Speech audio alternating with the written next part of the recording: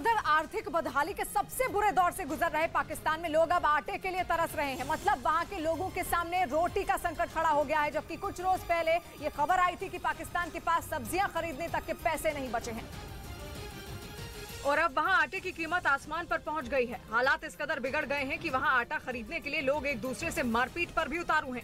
पाकिस्तान के अलग अलग शहरों से जो तस्वीरें सामने आई, उनमें आटा खरीदने के लिए दुकानों के बाहर लंबी लंबी लाइनें लगी दिखाई दी। कुछ जगहों पर तो लोग आटे के लिए एक दूसरे से भिड़ते हुए नजर आए। ये हालात सिर्फ एक या दो शहरों में नहीं बल्कि पाकिस्तान के ज्यादातर शहरों में दिखाई दिए। पाकिस्तान ब्यूरो ऑफ स्टैटिस्टिक्स के मुताबिक इस वक्त वहाँ 1 किलो आटे की कीमत 150 पाकिस्तानी रुपए हो गई है और 20 किलो आटे की बोरी 2500 रुपए में मिल रही है, जबकि पिछले हफ्ते यही बोरी 2400 रुपए की थी। पाकिस्तान के इतिहास में पहली बार आटा इतना महंगा हुआ। लोगों को इस बात का भी डर सता रहा है कि आने वाले दिनों में वहां आटा इससे भी ज्यादा महंगा हो सकता है और इसी वजह से लोग ज्यादा से ज्यादा आटे की बोरियां खरीद कर स्टॉक करने में जुटे हैं, ताकि हालात बिगड़ने पर उन्हें रोटी के लिए ना तरसना पड़े।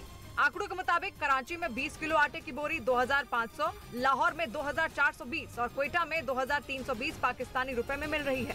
सिर्फ आटा ही नहीं बल्कि पाकिस्तान में गेहूं, गैस और चावल की भी भारी कमी है। पिछले दिनों ही ये खबर आई थी कि पाकिस्तान अपने लोगों के लिए सब्जियां तक नहीं खरीद पा रहा है, जबकि बिजली संकट की वजह से वहाँ के कई शहरों की बिजली पहले से ही गुल है। और तो और खाना बनाने के लिए लोगों को रसोई गैस भी नहीं मिल रही है। और अगर जल्द ही शहबाज शरीफ सरकार ने बिगड़ती अर्थव्यवस्था को संभालने के लिए कोई कदम नहीं उठाया तो पाकिस्तान को कंगाल होने से कोई नहीं बचा पाएगा।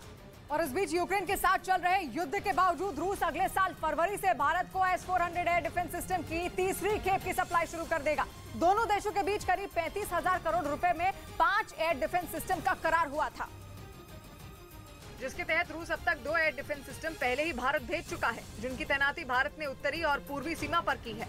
और अब रक्षा सूत्रों के मुताबिक रूस अगले साल फरवरी से इस ताकतवर हथियार की तीसरी खेप की सप्लाई शुरू कर देगा।